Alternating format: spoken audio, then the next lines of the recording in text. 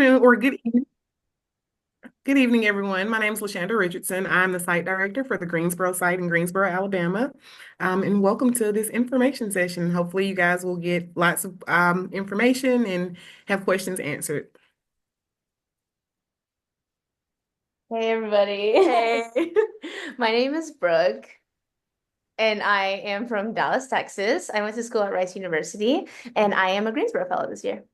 And my name is Natalie. I'm from Augusta, Georgia, and I went to the University of Georgia, and I'm also a fellow here at Greensboro. Can you guys also please share what your plans are after the fellowship? Yes, so I am planning on going to dental school after this fellowship year. And I am planning to go to medical school next year.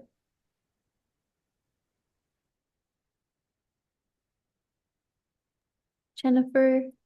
Yes, I'm up. Hi, everyone. I'm Jennifer McMillan. I am the site director here in Perry County, and just happy to have everybody and look forward to chatting with you tonight.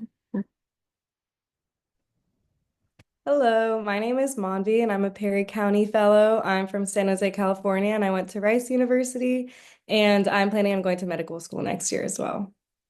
Hi, everybody. My name is Molly. I'm from upstate New York. I went to Vassar College in New York, and I'm a fellow at the Perry County site. And next year, I'm hoping to go to medical school as well. Hi, everyone. My name is Nicole. Thanks for joining. I am the Pomona site director. I've been with Project Horseshoe Farm since 2021. This is my fourth group of fellows. Has been an incredible ride. Yeah, so excited for you guys to hear more about Horseshoe Farm, and hopefully you will apply or are interested in some way, internship, volunteer opportunities. Yeah, I'm Eliana. I am originally from Arizona. I went to college in Pomona College, which is like a little bit north of Pomona City. And I am a Pomona first year fellow, and I'm planning on applying to medical school after the fellowship. Hi, my name is Starla. I am from Fremont, California, up in Northern California, and I went to school at the University of Redlands. I am also a Pomona Fellow, obviously, and my plans after this are doing a second year internship, as well as EMT, and then hopefully medical school. Amazing. Okay, cool. So we will, if any, actually, before we present, would anyone like to introduce themselves? Anyone that joined? Yeah, I can introduce myself. My name is Francis Arellano, and I'm currently a senior at Bryn Mawr College in like Philadelphia area, but I'm originally from Los Angeles, California. And in general, I'm just interested in what is occupational therapy and speech pathology. Awesome. Thank you. All right, we'll go ahead and get started. Perfect.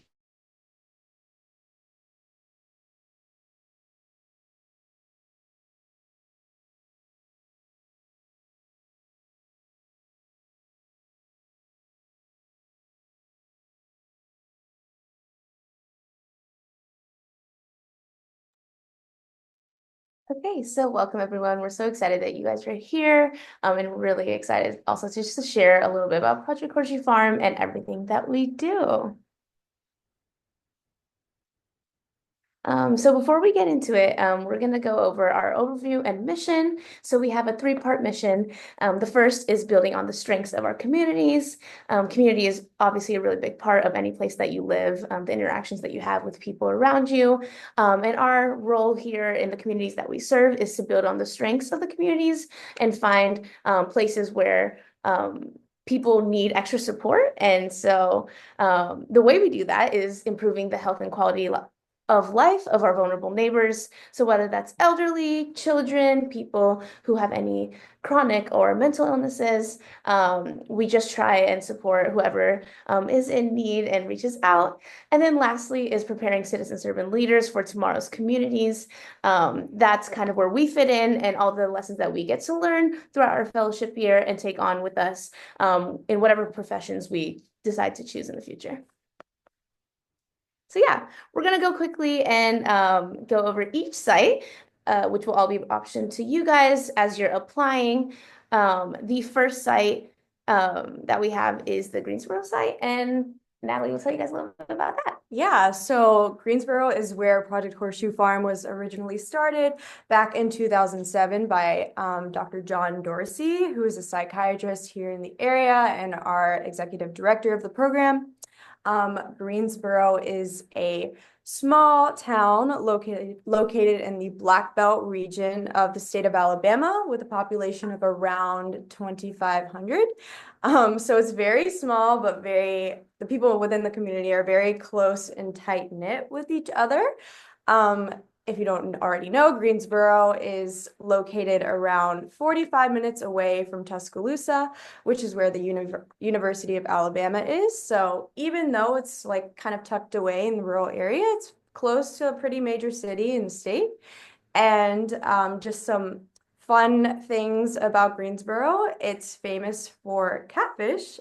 We are known as the catfish capital of the state.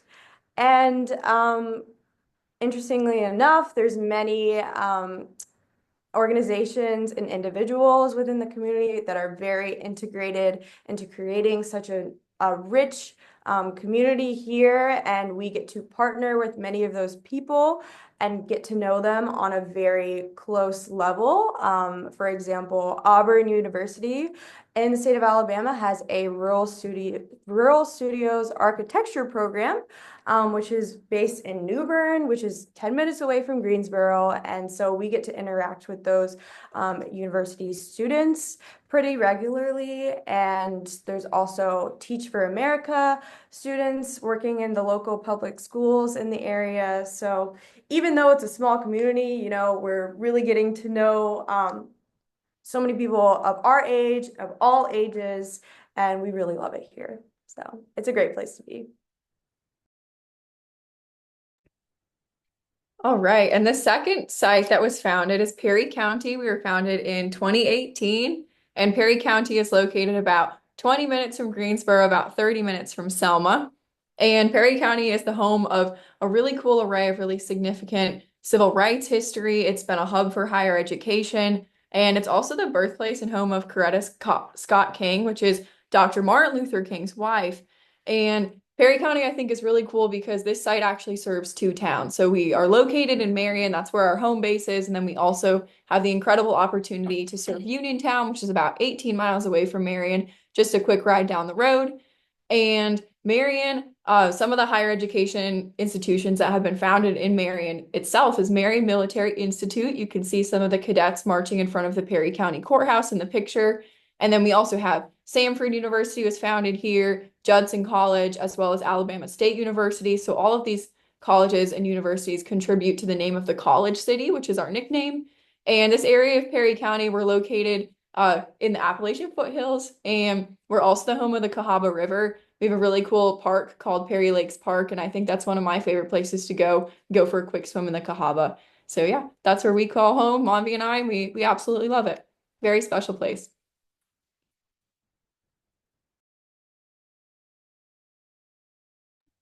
Okay, next and the most recent established site is Pomona. And Dr. Dorsey in 2020 wanted to see if the ideologies of Project Horseshoe Farm could exist in an urban setting rather than a rural setting. So that being said, Pomona, California is located in Los Angeles County. It's a lot more urban than Perry County or Greensboro, Alabama, but kind of similar in that we also have a really rich history, specifically in downtown Pomona, which is the picture to the right.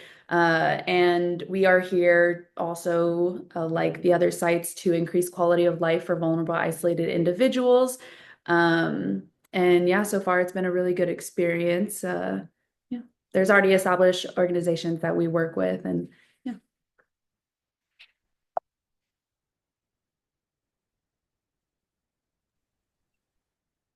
Okay, so some important information to know about this fellowship program It is a gap year program that is kind of designed for people between undergrad and other graduate schools or medical schools. We have people pursuing all kinds of careers here, but it's kind of like a good in between if you're trying to figure out what you want to do, if you love service. It's a great program.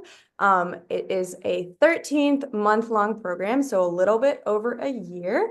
Housing is provided to all fellows, which covers the cost of all utilities, including air conditioning. In addition to that, fellows receive a monthly educational stipend and personal days off throughout the year. So even though we're working here, you can take time off as well. And the stipend covers the cost of gas, groceries, and other basic living expenses. And a car and valid driver's license are both required because you do a lot of driving people around in the community.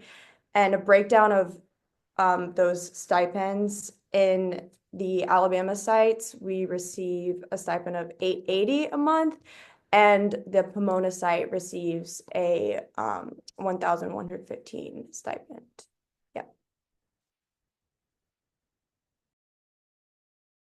So, in addition to the fellowship, we also have internship opportunities that are a lot more flexible. And so, interns can come anytime during the year. We have interns during the summer, during winter breaks, sometimes during a gap semester, something like that. But we offer internships to high school students, undergraduate students, and graduate students. And housing is provided for interns, and interns are a very integral part of our team. They do a lot of the same tasks the fellows do and really get to immerse themselves in the community and form really great relationships with everyone around us. And the intern application is on the website, and intern decisions are made on a rolling basis. So we highly recommend joining us for an internship if you might not be free for a whole year, but kind of have a little bit of time for a couple of months.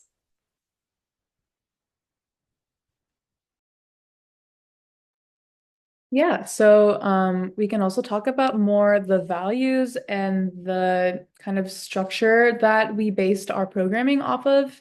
So this is the biopsychosocial model. As you can tell, there's three different layers and they kind of get bigger and broader as you go out. So the idea is that an individual's health is very interconnected with other parts of the community. So one's health is not just affected by diet or exercise or individual decisions, but can also be affected by what your housing situation looks like. Do you have access to transportation? How does your finances look like? As well as things like, do you live in a place that has access to healthy food? How is the local government being involved in the lives of the community? As well as how does your overall network looks like as well, if you're connected to religious bodies or not. So Horseshoe Farm tries to get connected with all different layers of the community, as well as strengthening not just individuals, but the surrounding institutions as well.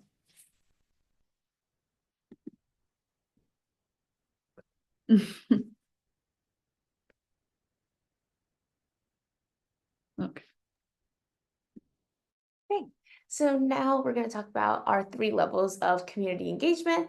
So first is programs. We run our own programs that we're going to go through and speak about. And then next is Wednesday engagement. On Wednesdays, we all get to interact with local community partners, which we'll go through and talk about what we all do on our Wednesday mornings. And lastly is Porch, where we try to reach out more broadly to people and communities that are doing really cool things to support people in the ways we try to do as well.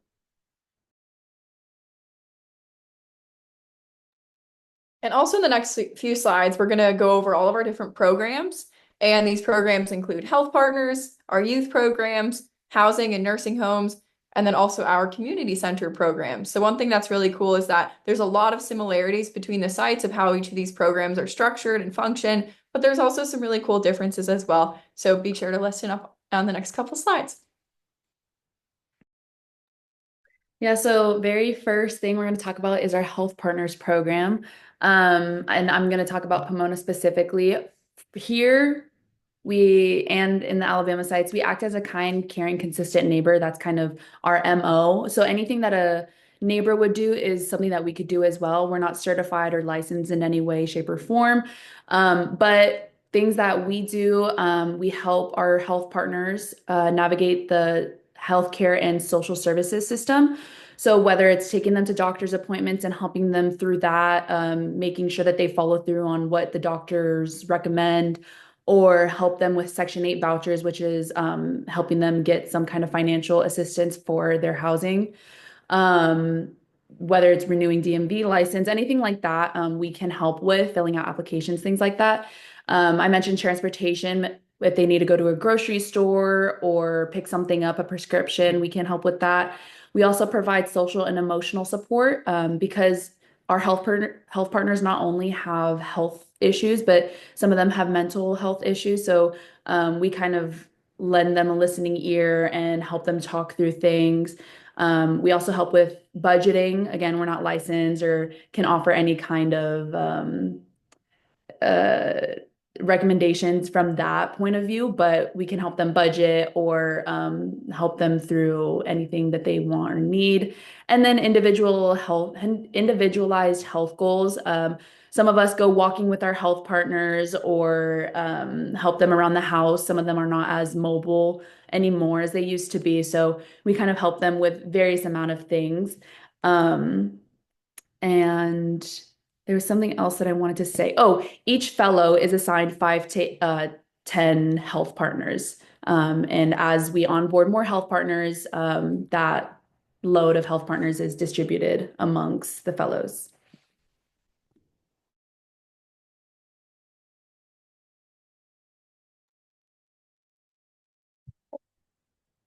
Okay, so another program that we run is Community Center Program, also known as CCP.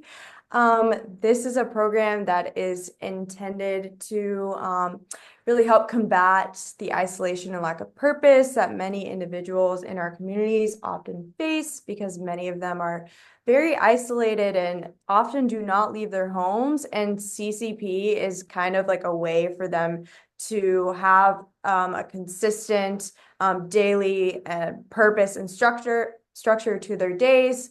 So here in Greensboro, we host CCP 3 times a week in the mornings, and we will pick up our participants in our cars and drive them to our center, and we will engage in different activities like light exercises, chair exercises, crafts, cooking, bingo, all sorts of things. And then at the end of the 2 hours, we will serve a nutritious meal. And so it's really just a very nice way for individuals in the community to get together and get to engage in social activities with one another. And it's also another way to reinforce healthy habits.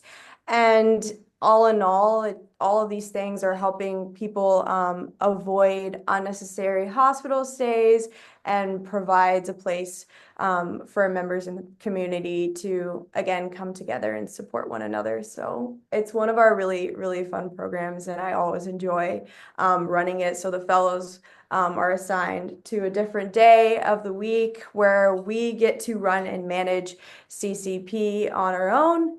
And it's so much fun. Yeah, I love it. Yeah. And in Pomona, you guys want to talk a little bit about your CCP and how that works over there? Yeah, so Pomona looks a little bit different. So there are already existing community centers out in the area, so we actually go out and support through them. So we go every Tuesday for 2 hours to two CCPs that are run by the city, and one of them that is a private CCP. But in essence, the idea is kind of the same still. So it's like providing a space for different participants to come and find a sense of purpose, to get connected to the community, be stimulated with activities as well as different exercises. So we tend to lead 1 hour of an activity, whether it's like arts and crafts or karaoke or trivia, things like that. And then we do 30 minutes of some sort of exercise or movement activity like chair dances or cumbia. We have a big Spanish population in Pomona, so they love that. As well as we end with like 30 minutes of bingo or loteria, depending on which CCP you're at. But yeah, it's very similar. We also we go to a different CCP. Mine is half Mandarin speaking, half Spanish speaking, and mine's also a private CCP. So you have to have insurance in order to go to the CCP. So I will say like it also pushes you to get out of your comfort zone and learn different types of languages like Mandarin. So another one of our programs that I think everyone really loves are our youth programs. And so our youth programs are really centered around education and mentorship and really just meeting students where they are academically and also helping them with different life skills and social skills. And so each of our different sites, we're really reaching towards the same goals, but they look a little bit different in each of our sites. So both the Alabama sites go to schools themselves and we get to go work and conduct power hours. So we work either one-on-one with students or in small groups, and we get to help students with their homework, help them with different activities, art activities, things like that. And then Greensboro also hosts their own youth program at one of their own sites as well after school. And then the Pomona team, they get to go to an already existing after school program and they get to work with the students over there and help them with both academic skills and social skills as well. And so it looks a little bit different across sites, but it really, we're all reaching towards the same goals of helping students with their education, but also just being there as someone to support them, making sure that they know that there's someone looking out for them, helping them with different skills to help them with employment, higher education, citizenship, things like that. Yeah, so just to add on to what Monvi said, we do support an already existing after school program that we go to 5 days 3 or 4 times. 3 to 4, yeah, days a week. We also recently just got integrated with Pomona Unified School District. So there we're helping increase the teacher to student ratio, and we work alongside the teachers to help increase the quality of education that the students are getting. So we're able to create smaller groups with the students and help them with literacy. Yeah.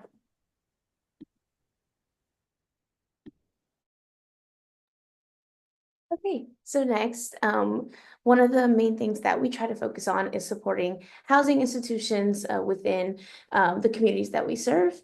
So in Greensboro, Perry County, and Pomona, we all spend at least once a week in the local nursing homes, talking with residents, getting to know them, leading activities, which is really fun.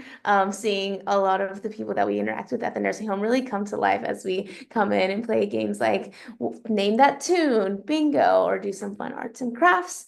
But then also with participants at the nursing home that don't really get to leave the rooms as much, making those one-on-one connections, and just knowing that you're going to go see their face every time you go. And talk to them about some of their favorite things and see them light up is really special. But then also in Greensboro, we run our own enhanced independent living facility for women who struggle with mental illness. And so we have two housing like units. The one is a communal housing, I guess, unit that 4 different ladies live in and share space in. So there we're a little bit more integrated in their day-to-day routine. We help them make a meal plan, grocery shopping. On the weekends, we take them to a weekly outing. So they get to go to like Dollar Tree and Walmart and pick up some of their favorite things. But then also we have our pods, which are more apartment style living units where 3 women live there. They also get to do all of the outings that we go on, and we take them grocery shopping, but they have a little bit more agency on when they can like use their money or like go out into the community, just because that is the next step as to living from a transitional housing program to living on your own within the community. So that program is really awesome because we get to know these 7 ladies really well. Earlier today, Natalie and I were at a karaoke party during lunch, celebrating Valentine's Day. So we do a lot of fun events with our ladies, and they really mean a lot to us. Yeah, we're all very close with them and we consider them family. Yeah. So it's really special.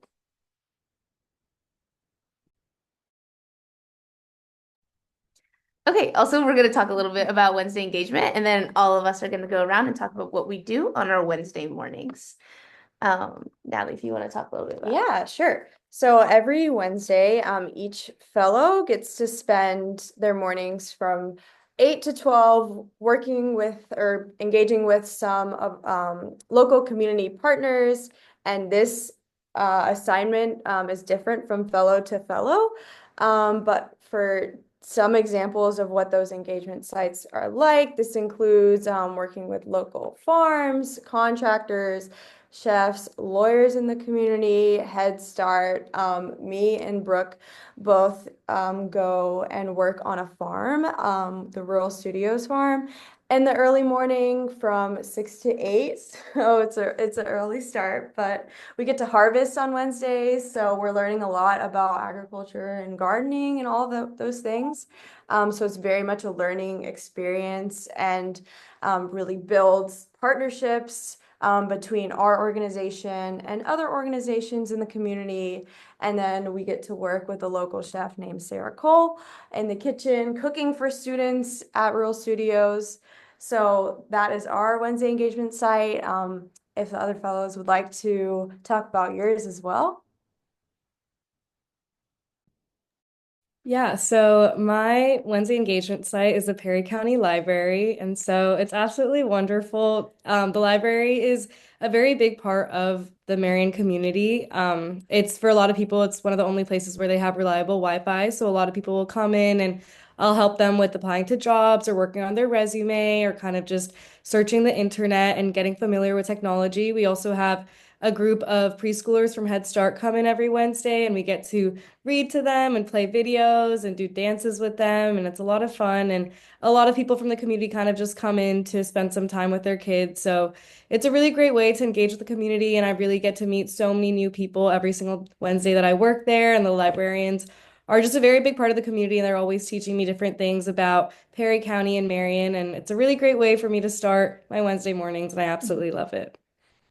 And my Wednesday engagement is at Sowing Seeds of Hope. It's a nonprofit that was born and raised in Perry County, and it really serves as kind of a catch-all center for people who need help accessing other existing resources within the community. They also have some in-house things. They run parenting classes to help teach parents how to raise their children and make sure that they're being raising the kids to be emotionally intelligent and kind, and just kind of it's a good way to learn how to parent your children. They also have a CNA class, which is a really great way for people to have a very employable skill. Then they can go get hired in local nursing homes. They do help people with energy assistance, so that's light and energy bills. Gets real hot in Alabama in the summer and then real cold in the winter. So a lot of times people need some assistance with those bills. They also have a really cool house building program through a USDA, it's the Department of Agriculture Rural Development grant, and they help people become first-time homeowners. So if somebody has land, which is very common to have family land here, and then they want to put a house on it, that's a really cool way to be able to help somebody have a house and build a house and have something to pass down to their kids and everything. So I really love Sowing Seeds of Hope. It's really opened my eyes to how nonprofits can work in a small town like Marion, and I really see the impact of their work on everybody in the community on a day-to-day basis, and I love it there.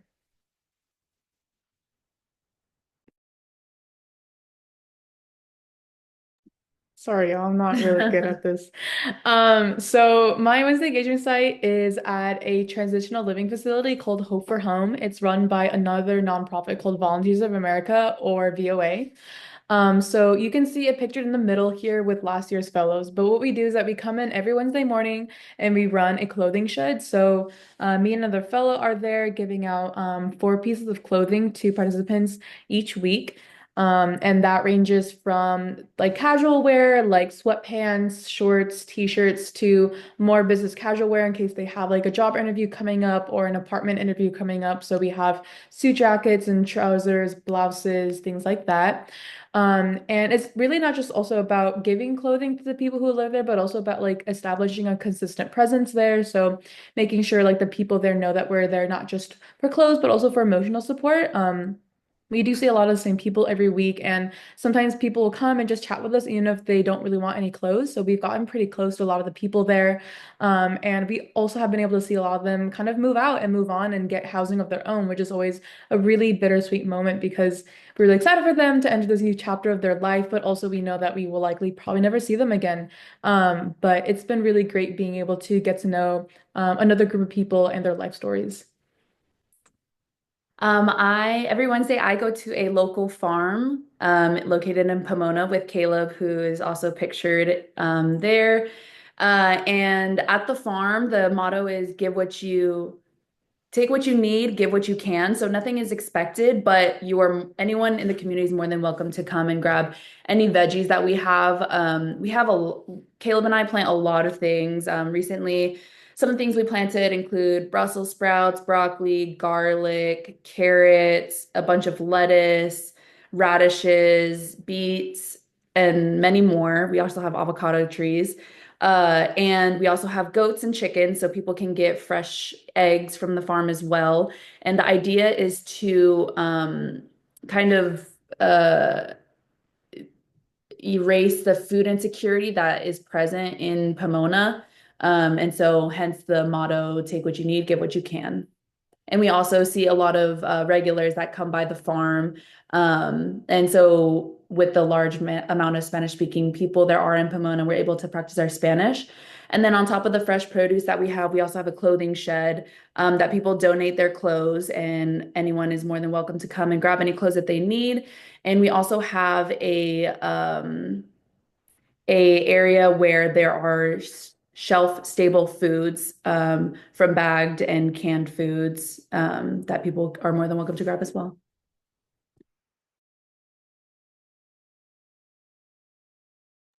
All right. And lastly, I'm going to talk a little bit more about Porch and our broader community engagement. So Porch is an acronym. It stands for people, organizations, relationships, team building, culture, and history.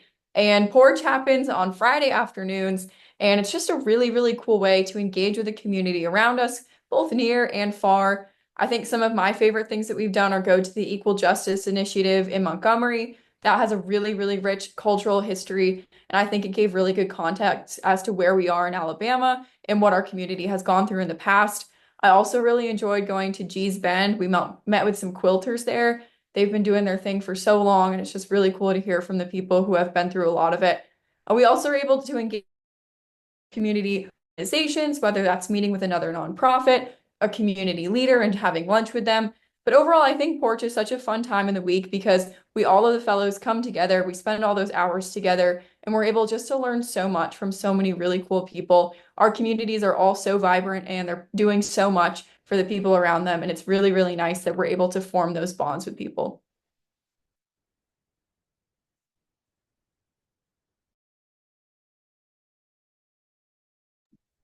All right. So thank you guys so much for coming to this presentation.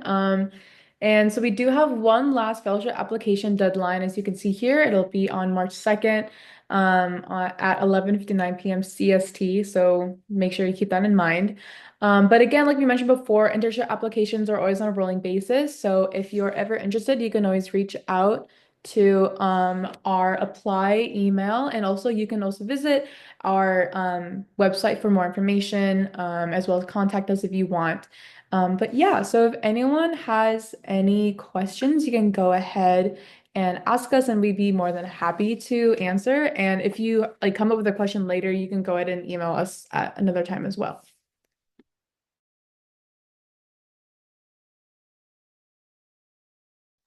Yeah, Naomi. Hi. You mentioned that there was a stipend. I just wanted to know, like, how often do you dip into your own personal funds, or do you find that the stipend covers everything?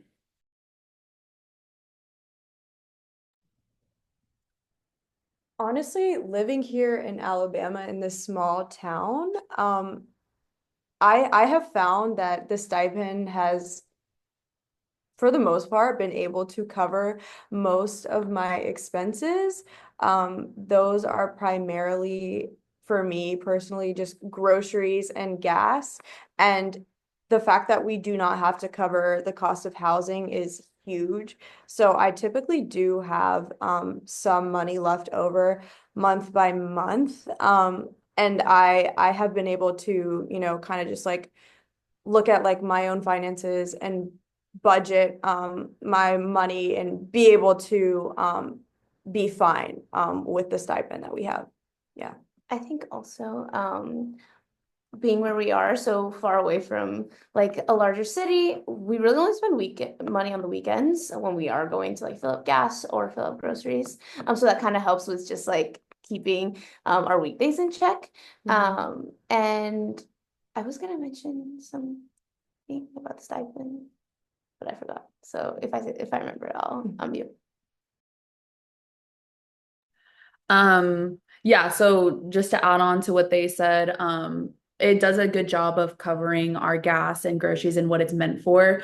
And something that I have learned also, and something that I think I can speak on for the rest of the Pomona Fellows, is that we've learned how to budget our money really good. We're self-accountable with our money, and it puts things into perspective, and it's just a learning curve for sure as a fellow. But it's definitely livable. Like Yeah. yeah, I feel like none of us are like barely scraping by. Like we've like I think I've been able to like do fun stuff too, like go to concerts and stuff like that with the money I've saved up as well. So yeah. And we still have trips planned for some of the upcoming months. So yeah. You can go ahead, Maria. Hi, I'm Maria. Thank you all for very. It seems really amazing. Regarding like the community engagement, like the weekly or like the Wednesday, um, sites, how much autonomy did you guys get in like choosing these, or were you assigned after you were placed in a specific location? Yeah, we can go ahead. Oh, sorry. At least, and this maybe is different, but I'm pretty sure with all the sites you do get a say. So you kind of tour all the different sites. The last year fellows will like take you through them, kind of talk you through them, let you see it, and then you'll like rank the ones based on your preference. And I'm pretty sure everyone pretty much got what they wanted. Usually you are able to get like your top like one or two choice, maybe your third choice. It's like really competitive. But I got my second choice. I think Starla got her first choice. And if like there's like multiple people on the same thing, I think it's just like a random spin generator or something like that. Because Eliana and Caleb wanted the farm, and then we had to do a spin the wheels, and then Is it the other sites too? Yeah, I was gonna say it's definitely the same thing for us too. And I will say, like at the end of the day, I think everyone really, really loves their Wednesday engagement. It did work out where like everyone got their first choice here, but I think that everyone really just I think every Wednesday engagement has something really special to it, and I can see myself in any of the other Wednesday engagements, and I think it would have really added to my experience. So I think they're all kind of made in a way where anyone could excel and really learn from it. Absolutely. And I'll also say we're always trying to find new organizations within the community to partner with. So, for example, one of our fellows here in Greensboro was able to start a brand new Wednesday engagement site this year. He's interested in correctional psychology. So he worked out getting able to go into one of the local jails here in Greensboro and get to talk with inmates. So there's really like fellows have a lot of say in what goes into Wednesday engagement. So you really get to kind of like make it your own. And if you have new ideas, they're always welcome.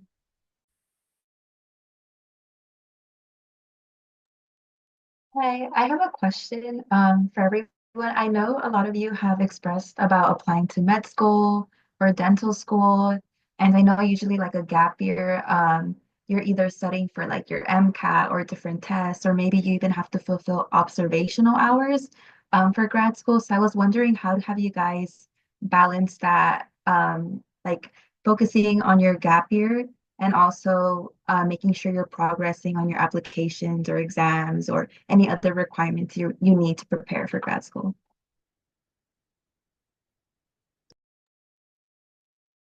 I think you have to become like really self-disciplined because there is a lot that comes with our days. While it is definitely really fulfilling, at the end of the day, you are kind of tired and just have to like prioritize what, like if it's a priority to you to get your things done, like they will get done. Sometimes like coming to our admin space maybe an hour before just to like work on some things when it's like quiet, or like for me, I worked on my applications a lot after hours. And that was fine. Also, the weekends are completely almost always free. And so I would just go and like sit and try and do as much as I could throughout the weekends.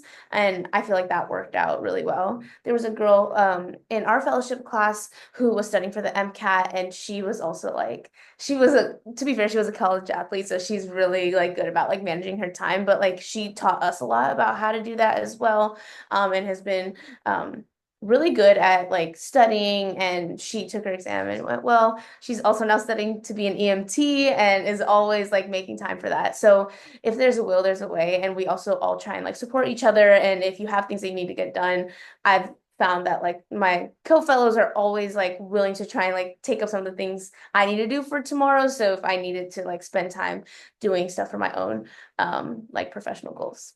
Mhm.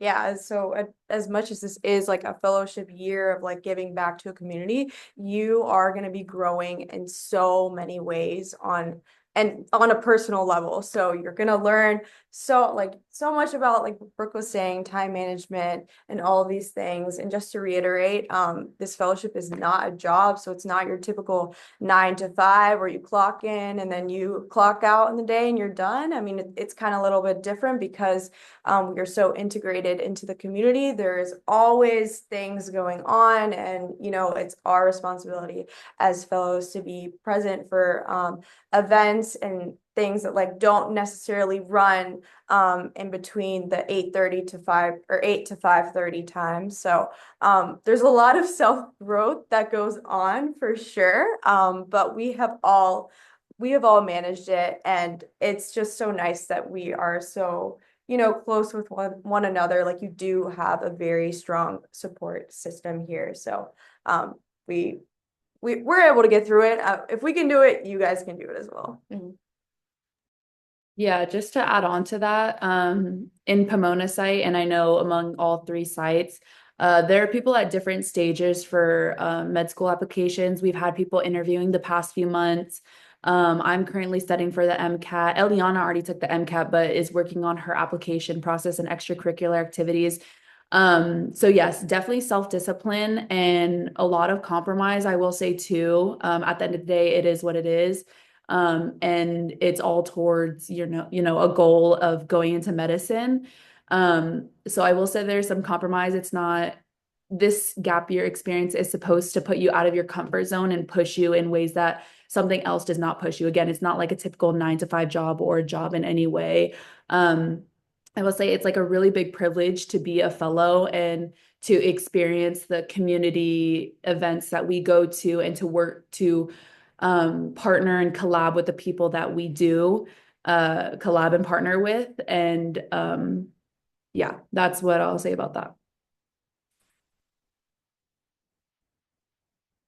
Any other questions?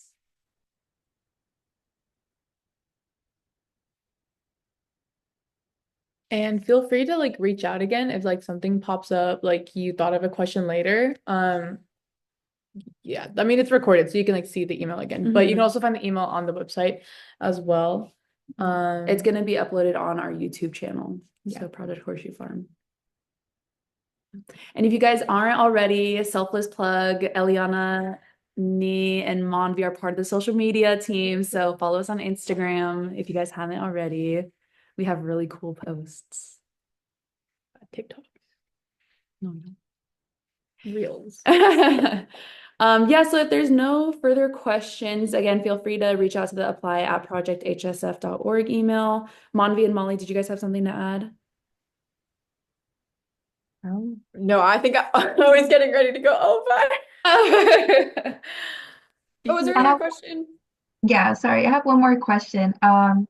About the housing situation, I wonder like how housing is, and I know you're required to have a car as well. So how does like parking work? And in general, is it like an apartment style or dorm style?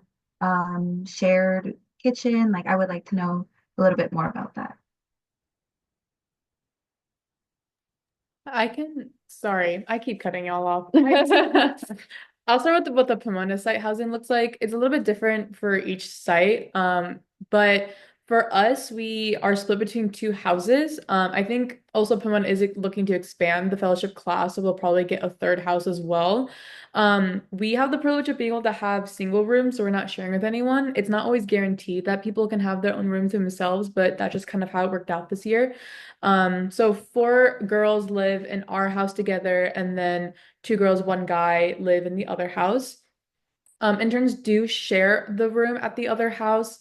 And then in terms of parking, it's kind of like street parking slash like driveway because it's like a house. So like most of us, like three of our cars, we just street park, and then one of the girls drives like parks in our back. It was just like kind of like a garage. I know for the other house, they also split between like parking in the driveway and then street parking as well. Um, but yeah. And it's safe too. We have ring cameras on the front door. Not that anything has happened, but in case you're worried about that, there is a communal space, which is the living room and the kitchen. Uh, we at our house share a bathroom. Well, two people share a bathroom, and then another two people share a bathroom. And same thing with the other house as well. And also it comes mostly furnished. So like Yeah. bed, TV, dining room table, basic cooking appliances, couches, desks, chairs, those all come with the houses. So you just have to bring like I brought like a rice cooker because like that's not like a basic cooking utensil, or if you want like decorations, you can bring that too. But like you don't have to worry about like moving a bunch of stuff over to whatever site you need to go to.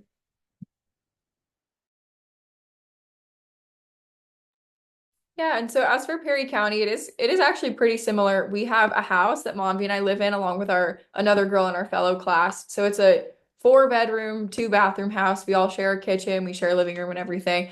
Absolutely love it. Shout out to Mombi, you're a great roommate. We have so much fun. And then we have two boy fellows and they live in the other place, and that's a loft style apartment. It's actually really cool, especially for Alabama. They just renovated it before we bought the building, and it's actually attached to our community center. So it's separate, like private space. Community members don't go back there, but it is kind of cool that it's attached in that way. Also for parking, it's probably not an Alabama question. You can park almost anywhere, but we've got a driveway. Yeah. And then for Greensboro, it's a little bit different. We have three housing options that are slightly different from each other. We have two housing options in town. One is like it was like the old governor's house of Alabama in like the 1800s, and we bought it recently, restored and renovated it. It's really big. There's like 6 rooms. Each fellow who's at that house gets their own room, own bathroom, and it comes with 2 beds that you could either make into like a mega bed or have for guests and visitors if you have people coming to visit you, which is really nice. And I stayed there in our first half, which we'll talk about. And then also we have our second house that is also in town. It's like just like a typical smaller 1-story home that has 3 bedrooms. One room has its own bathroom, and then the other 2 rooms share a bathroom. And so I currently live there with one other female fellow and one male fellow. And then there's the cabins, which kind of gives you like the rustic living experience. It's kind of like out in the woods, best way to describe it. I know that sounds scary, but I'm currently living there now. But basically at the Greensboro site, halfway through the year, you switch housing locations. So like I was first in the small 3-bedroom house, and now I'm in the cabins with 3 other fellows. But it's a great way to like it's nice to like switch things up and get to live with different people. But yeah, all those houses are fully furnished. Don't need to bring furniture. Just bring yourselves your clothes and your decor and you'll be set. And also if you like dogs, the cabins, they We have a a dog. Yeah. So that's a really fun perk of living at the cabins. Yeah, and Maria? Thank you. Is there any general advice or like information you need prior to joining this fellowship, or like advice for like prospective applicants? Yeah. I think for me is like one thing I wish I known is just to be open. I think it took like a month really to feel settled and feel like I was like able to do the things that we do every day and like start conversations and just show up to people's houses and like be like present with kids, even though they're like, I don't want, like, I want the pass fellows and I like all this stuff. And like, I think like you get so much experience like dealing with a wide range of individuals at different stages in their lives. And so like you learned so much to be flexible, but I think that took a lot of like internal like push and pull. Like was I at first like coming from college, especially like we were in college like during COVID. I'm sure you guys like were in high school or like college as well when that happened. And so like like the transition, I think from like COVID culture of like college and like being on your own and kind of just like not interacting, then coming to the fellowship and just like being around people all the time was a little bit, it wasn't hard because I'm already like a social person, but it was just something to like get used to. But like now it's like I've grown in ways that I know is gonna like aid me like through the rest of my life. Just like being able to start conversations with anybody and like really just get to learn from them and like inadvertently like grow like within myself as well. So yeah, if anyone else has anything to say. For me, I think keeping an open mind is very big and that entails so many things. One specific thing I will say is being open to practicing humility. So Spanish is a very big thing in Pomona, as we've already mentioned time and time again. And I am not a fluent Spanish speaker. But I have been able to learn a lot from the people that we interact with, and it I may not make sense 100% of the time, and but it just comes with learning a new language, and you're not going to know everything once you get onboarded as a fellow or as an intern, volunteer, etc.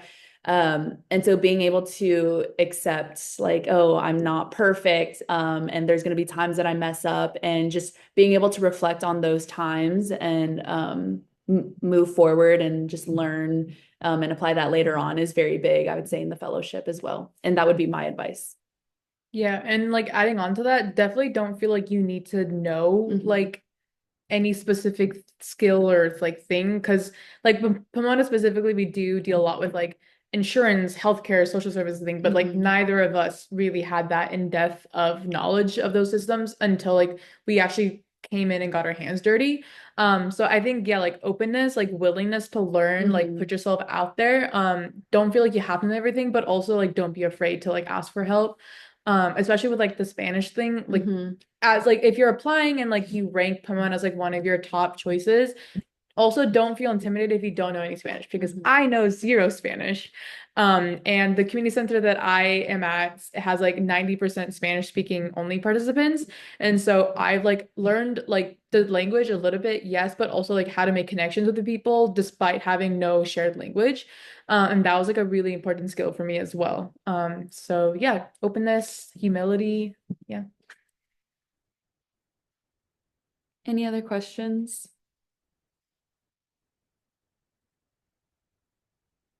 All right. Well, we gave the spiel, but don't be afraid to reach out to apply at projecthsf.org about any questions or any opportunities that we have. And I think that's it for us. Well, thank you guys for tuning in. Hope you guys have a wonderful night and hope to hear from you guys soon. Thanks for coming. Bye. We did it. Okay. Yay! Happy